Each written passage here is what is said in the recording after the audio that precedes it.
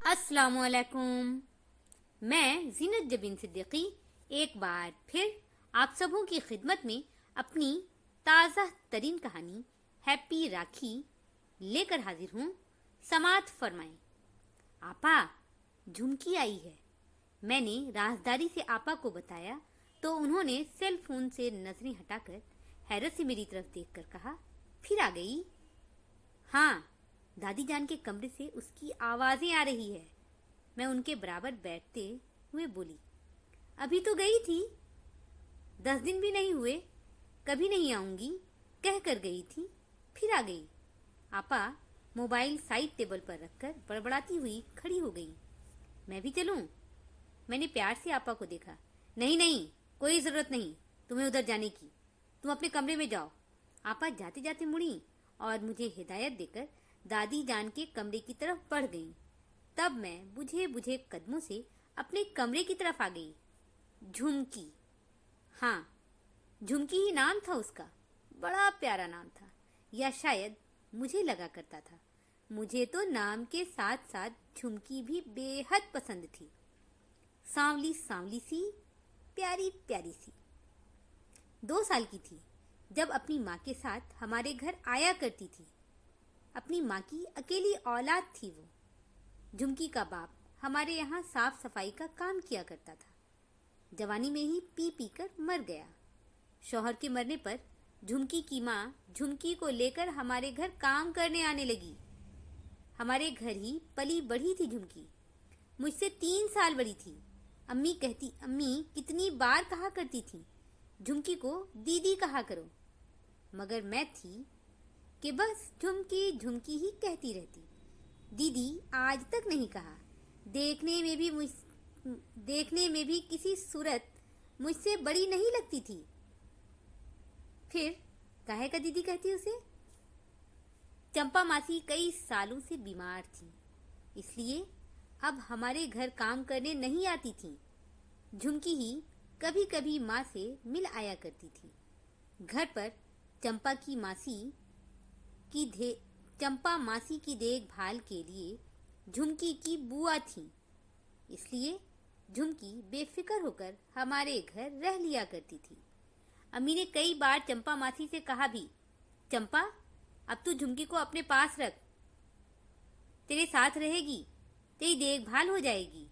और हाँ, तू पैसे की फिक्र मत करना, झुमकी चली भी जाए, जब भी हम लोग पैसे भेज दिया करेंगे। चंपा मासी फौरन सीने पर हाथ रखकर कहती, नहीं नहीं भाभी, झुमकी को अपने पास ही रहने दो। गांव जाएगी तो उसकी शादी किसी पीने वाले से ही हो जाएगी। मेरे गांव के सारे लड़के नशा करने वाले हैं। अगर झुमकी की शादी किसी नशा करने वाले से हो गई तो मेरी तरह 1-2 बच्चे की माँ बनकर बेवा हो जाएगी। चंपा मासी कहते कहते रो पड़ती। अल्लाह ना करे झुमकी के साथ ये सब हो। बस कर, अब रो मत। अच्छा लड़का देख तू झुमकी के लिए, मैं शादी करवाऊंगी। अम्मी चंपा मासी को दिलासा देकर चुप करा देती। फिर घर पर आपा की शादी की बात चलने लगी। आपा का रिश्ता दादी जान ने अपने इकलौते पोते से लगा दिया। बड़े अब्बा गांव में रहा करते थे। बड़े पैमाने पर खेती बाड़ी थी उनकी। मेरे वालिद साहब पढ़ाई की गर्ज से शहर आए तो शहर के ही होकर रह गए। दादी ज्यादातर गांव में ही रहती थी। पोते की शादी के लिए उन दिनों हमारे घर ही रह रही थी। आसिफ भाई भी दादी के हमरा हमारे घर आए हुए थे। इस रिश्ते से अम्मी अब्बू सभी खुश थे, आपा भी खुश थी। मगर आसिफ भाई की नजरें झुमकी पर टिक गई। जिधर जिधर झुमकी, उधर उधर आसिफ भाई की नजरें। झुमकी ने ये बात सबसे पहले आपा को बताई। आपा तो चढ़ी दौड़ी झुमकी पर। शक्ल देखी अपनी, कहाँ आसिफ और कहाँ तुम। झुमकी शर्मिंदा होकर रह गई। 1-2 दिन बाद झुमकी अम्मी के पास भी आसिफ भाई की शिकायत लेकर गई। मासी, आसिफ भाई। झुमकी झिझक रही थी। क्या हुआ आसिफ को? अम्मी ने परेशान होकर पूछा। कुछ नहीं, झुमकी सर झुकाए वापस आ गई। क्या कहती क्या न कहती समझ नहीं आया उसे। मगर उस दिन तमाशा हो गया जब झुमकी आसिफ भाई को देखकर छत पर कपड़े की बाल्टी छोड़कर भागी थी। आगे आगे झुमकी और पीछे पीछे आसिफ भाई। जाने कैसे आपा की नजर दोनों पर पड़ गई। आपा ने लपक कर झुमकी को पकड़ लिया। ये सब क्या है? आपा ने आंखें निकालकर झुमकी से पूछा। आसिफ भाई से पूछें। झुमकी ने सर झुका लिया। मुझसे क्या पूछें? खुद ही मेरे पीछे पड़ी रहती है। आसिफ भाई ने झुमकी की चोटी पकड़ ली, जिसे मुश्किल से आपा और झुमकी ने मिलकर छुड़ाया। आपा झुमकी का हाथ पकड़े दादी जान के कमरे में आ गईं। फिर आई झुमकी की शामत। दादी ने तमाचा लगाया, अम्मी ने बुरा भला कहा, आपा ने भी खूब दिल खोल कर झुमकी की इज्जत उतारी। बात अब्बा तक पहुंच गई। अब्बा का हुक्म हुआ, चंपा के हवाले कर दो इसे। रात खाना भी नहीं खाया झुमकी ने। मैं हैरान थी। झुमकी पर प्यार आ रहा था मुझे। मैं धीरे से झुमकी के कमरे में आ गई। मुझे देखकर झुमकी और रोई। आसिफ भाई बुरे हैं, मैं नहीं। वो रोती जाती और कहती जाती। मैं झुमकी के लिए खाना लाई थी। खाने को कहा, वो नहीं खाई। मैं बहुत देर उसके कमरे में रही, फिर धीरे से अपने कमरे में आ गई। घर का माहौल एकदम बदल गया था। आसिफ भाई अपने कमरे में आराम से सो रहे थे, मगर आपा और झुमकी की आंखों से नींद नहीं थी। सुबह मेरे उठने से पहले ही झुमकी चली गई। दादी की मार, अम्मी की झाड़, आपा की तलखी, आसिफ भाई की फटकार, सब बर्दाश्त किया उसने। फिर चली गई, कभी नहीं आने के लिए। मैं समझ रही थी कसूर आसिफ भाई का ही होगा। जब ही झुमकी रो रही थी, उन्हें बुरा कह रही थी, मगर अपनी सफाई में कुछ तो कहना था उसे। बस सबकी सुनकर रोती रही। कहा कुछ नहीं। उसका कमरा खाली था।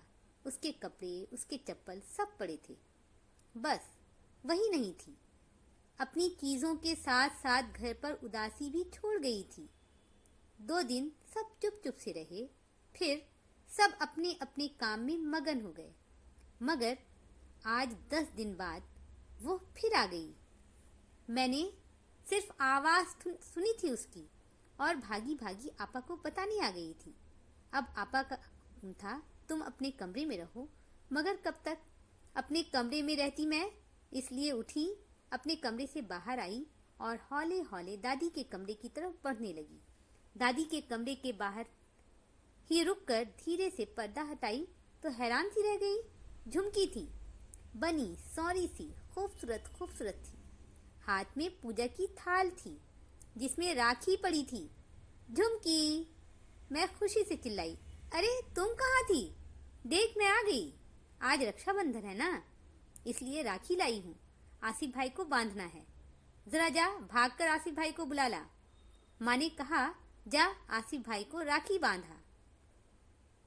मुझे आना भी पड़ा। झुमकी खुशी खुशी कह रही थी, मगर उसकी आंखें छलक गई थी। कहीं नहीं जाएगी तू अब। दादी ने प्यार से उसके सर पर हाथ रखा। अपनी सफाई में कुछ भी तो नहीं कहा था उसने, मगर आज हाथ में पूजा की थाल लिए सबको अपनी बेगुनाही का सबूत दे रही थी। आपा ने अपनी उंगली की तरफ देखा, जिसमें आसिफ भाई के नाम की अंगूठी चमक रही थी।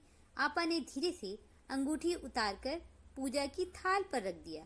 झुमकी के साथ साथ हम सबों ने हैरान होकर आपा को देखा। झुमकी, ये राखी का शगुन समझकर रख ले। आज से आसिफ भाई सिर्फ तुम्हारे ही नहीं, मेरे भी भाई हैं। हम सबों को माफ कर देना, हम सब गलत थे। आपा शर्मिंदा हो रही थी, जबकि झुमकी के चेहरे पर खुशी थी। अम्मी ने आपा को गले लगाया और दादी ने झुमकी को। मैं तेजी से आसिफ भाई के कमरे की तरफ भागी। उन्हें बताना जो था कि आप आज से आपा के भाई हैं, मंगेतर नहीं। मेरी आज की कहानी यहीं पर खत्म होती है। मैं अपनी अगली वीडियो में फिर से आप सबों के दरमियान आती हूँ। जब तक के लिए मुझे इजाज़त दें। अपना ध्यान रखें, अपनों का ध्यान रखें। फी अमानिल्लाह।